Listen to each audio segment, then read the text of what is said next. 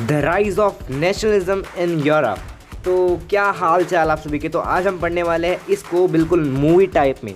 तो अपनी मूवी को बिना किसी देरी के स्टार्ट करते हैं, यानी चैप्टर को। तो हमारी मूवी स्टार्ट होती है एक फेडरिक सोरियो को दिखाते हुए, जो कि प्रिपेयर कर रहे थे अपनी फ्रेंच सीरीज़, यानी कि 4 प्रिंट सीरीज़। अब बात करते हैं इसकी जो कि इसने सीरीज़ बनाई थी, इसने अपने ड्रीम पे बेसिकली विजुअलाइज करके बनाई थी।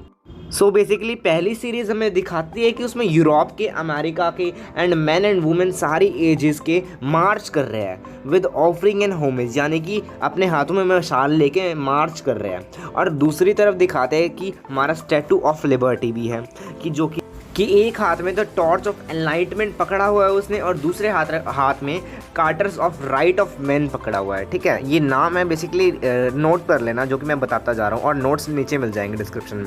1789 में फ्रेंच रेवोल्यूशन के बाद कुछ चेंजेस भी आए। जानते हैं कौन से? पहला कि मोनार्की के हाथ में से पावर कॉमन पीपल्स के हाथ में दे दी गई। दूसरा, इन्होंने एक न्यू ट्री कलर फ्लैग को लॉन्च किया। उसके बाद फिर फ्रेंच को नेशनल लैंग्वेज का दर्जा दे दिया गया and uniform weights were adopted. वहाँ पे इंटरनल ड्यूटीज को भी एबोलाइज कर दिया गया एंड एक न्यू नेशनल एंथम कंपोज की गई। ऑल राइट, उसके बाद 1799 से 1815 तक नेपोलियन का राज चलता रहा, यानी कि नेपोलियन बोनापार्टे। ये अपना एक नेपोलियन कोड लेके आया था, यानी कि सिविल कोड ऑफ 1804। इसने कुछ अच्छा भी करा और कुछ ड्रॉबैक्स भी है। पहले कुछ अच्छा जानते हैं कि इसने क्या करा, इम्प्रूवमेंट करी ट्रांसपोर्टेशन एंड कम्युनिकेशन सिस्टम में। फ्यूडल सिस्टम को एबोलाइज कर दिया गया, वहाँ से जो कि टाउन्स पे गिल्ट लगा हुआ था कि टैक्स पे का, वो भी रिमूव कर दिया गया एंड फ्रेड पेजेंट्स को सर्फडम से भी एबोलाइज कर दिया गया। उसके बाद कुछ ड्रॉबैक्स आए इसके कि जब इनक्रीज हुई क्या इंक्रीज हुई सेंसरशिप एंड टैक्सेस। सेंसरशिप को तो उन्होंने इम्पोज किया, इंक्रीज टैक्स कर दी गई एंड फ्रेंच आर्मी को फोर्स्ड करके यूरोप में भेजा गया कि तुमको फोर्स्ड किया गया एंड फ्रेंच आर्मी को ज्वाइन कर सके वो। तो उसके बाद इन्होंने 4 स्टेट्स के साथ वार लड़ी। कौन सी? ब्रिटेन, पर्शिया, रशिया, ऑस्ट्रिया, इन तीनों के साथ वार लड़ी। तो इसको एक, पर अनफॉर्चुनेटली वो हार गया नेपोलियन, तो उसको एक नाम दे दिया गया battle of Waterloo. So then उसके बाद हमारे हैब्सबर्ग एम्पायर है, जो कि रूल्ड करते थे ऑस्ट्रिया में, जो कि फ्रेंच स्पीकिंग थे ज़्यादातर, इटालियन, जर्मनी वगैरह। तो उसके बाद यूरोप को 3 हिस्सों में डिवाइड किया गया था, यानी कि एरिस्टोक्रेसी, जो कि थे लैंड ऑनिंग क्लास, यानी कि रिच पीपल्स से ज़्यादातर ये, जो कि फ्रेंच लैंग्वेज ज़्यादा बोलते थे, स्मॉल ग्रुप्स में रहते थे और मैरिज भी अपने वैसे ही करते थे जैसे कि एरिस्टोक्रेसी से ही करते थे मैरिज। दूसरा आता था पीजेंट्री बेसिकली मेजॉरिटी में थी पॉपुलेशन इसकी, और ये एरिस्टोक्रेसी से लैंड मांगती थी ताकि वो अपना घर चला सके। दूसरा, ये लास्ट था हमारे इसमें मिडिल क्लास बेसिकली ये इंडस्ट्रियलाइजेशन था। याद रखना, कुछ भी इंडस्ट्रियलाइजेशन स्टार्ट हुआ था बेसिकली मिडिल क्लास के द्वारा हुआ था। मिडिल क्लास में बिजनेसमैन, टीचर्स, ये सब आते हैं। ऑल राइट, तो अब चाहिए थी इनको लिबरलिज्म, यानी कि freedom. Liberalism, word liber Latin word है, जो कि मतलब है फ्री। तो बेसिकली इसमें middle class, political sphere, economic sphere आते हैं। मिडिल क्लास को चाहिए थी फ्रीडम ऑफ इंडिविजुअल के लिए, इक्वालिटी बिफोर लॉ भी चाहिए था। अब गवर्नमेंट ने पीपल्स को एग्रीमेंट साइन करने के लिए बोला था कि पॉलिटिकल स्पेयर में एंड ऑफ ऑटोक्रेसी था एंड क्रेडिकल प्रिविलेजेस, यानी कि कुछ भी अन्याय नहीं होएगा पॉलिटिकल स्पेयर में, एंड कॉन्स्टिट्यूशन एक्टिव रहेगा गवर्नमेंट के तौर पर। बेसिकली इसमें 2 प्रॉब्लम फेस करने को मिली, जिसको हम इकोनॉमिक स्पेयर में इंक्लूड करते हैं। यानी कि इसमें था कि हमारा all man above 21 was allowed to vote, यानी कि 21 से ऊपर के लोगों को वोट देना अलाउड है, and state to state trade restriction हो गई थी। सो देन 1834 में कस्टम यूनियन फॉर्म्ड हुई थी, जिसको हम बोलते हैं ज़ोलोवेट। इसके अकॉर्डिंग इसमें एबोलाइज कर दिया गया था ट्रेड बैरियर्स, यानी कि टोल टैक्स वगैरह, एंड रिड्यूस कर दिया गया था 30 करेंसीज को 2 करेंसीज में। नाउ अब इसमें वर्ड आता है कंजर्वेटिज्म। बेसिकली ये चर्चेज में, मोनार्की में, सोशल हैरियार्क्स में, ऑटोक्रेसी में बिलीव करते थे, एंड इसका मतलब है कि पॉलिटिकल फिलॉसफी जो कि स्ट्रेस देती है इंपॉर्टेंस किसके? ट्रेडिशन पे, टू एस्टैब्लिश इंस्टीट्यूशन, ताकि क्विक चेंज आ सके, तो उसे हम बोलेंगे कंजर्वेटिज्म। इन 1815 में ट्रीटी ऑफ वेना साइन हुई थी between Britain, Persia, Russia and Austria, जहाँ में बर्बन डायनेस्टी को रिस्टोर किया था। कहाँ पे? फ्रांस में। अब यहाँ पे स्टेट टू स्टेट रिस्ट्रिक्शन लगा दी गई थी, यानी कि बाउंड्रीज पे एक्सपेंशन लगा दी गई थी, ताकि आगे फ्यूचर में फ्रेंच पे कोई एक्सपेंशन ना आ सके।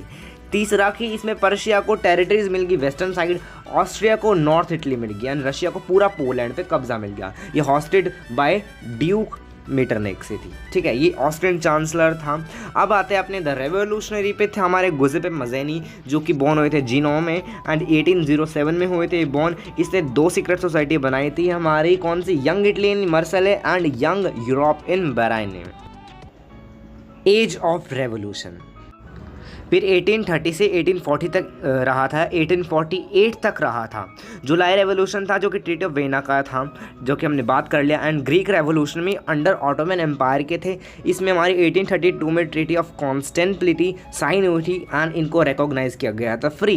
इनको हेल्प दी गई थी एक लॉर्ड ब्राउन से जो कि पोएट। अब आते हैं अपने रोमांटिज्म पे। बेसिकली रोमांटिज्म का मतलब है culture movement to develop sentiment, वो भी किस तरह से, नेशनल सेंटिमेंट। ये एक शेयर्ड हेरिटेज था, यानी कि होरों के प्रति एक प्रेम भाव जगाना चाहता था। ये अलग अलग जाते थे, मतलब कंट्री में रीजन्स पे विजिट करते थे एंड वहाँ पे फ्लॉक सॉन्ग डांसेस वगैरह प्रेजेंट करते थे। Basically idols of German John Gottfried ने ये दिया था। एंड जहाँ पे जाके लैंग्वेज बोली जाती है वहीं पे वैसे ही डांस करते थे एंड वैसे ही लैंग्वेज बोलते थे ये। अब आती है अपने बात द मेकिंग ऑफ जर्मनी, कि जर्मनी को कैसे यूनाइट किया गया था।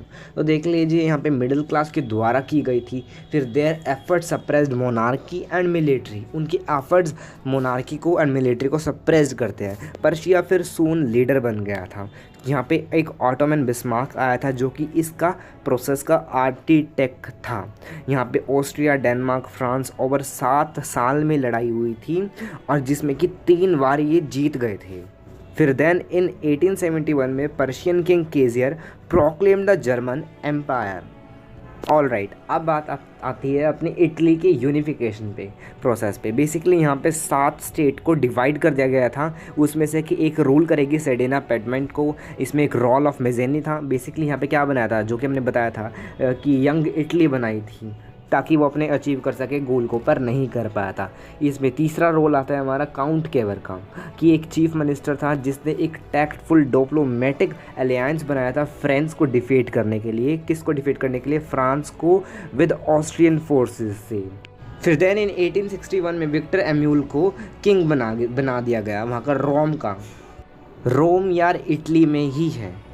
अब अपने आते हैं स्ट्रेंज केस ऑफ ब्रिटेन पे। यहाँ पे बेसिकली कोई भी नेशन स्टेट नहीं थी in 18th century. In Scotland English parliament ने अपनी पावर को साइज्ड कर दिया गया था फ्रॉम मोनार्की। कब? इन 1688 में। फिर इंग्लिश पार्लियामेंट जो कि थे ये सपोर्ट किए गए थे बाय द प्रोटेस्टेंट्स, जो कि फिर बाद में नेशन स्टेट करी थी। इन 1707 में साइन किया गया था हमारा इंग्लैंड के एंड स्कॉटलैंड के बीच में United nation of great Britain.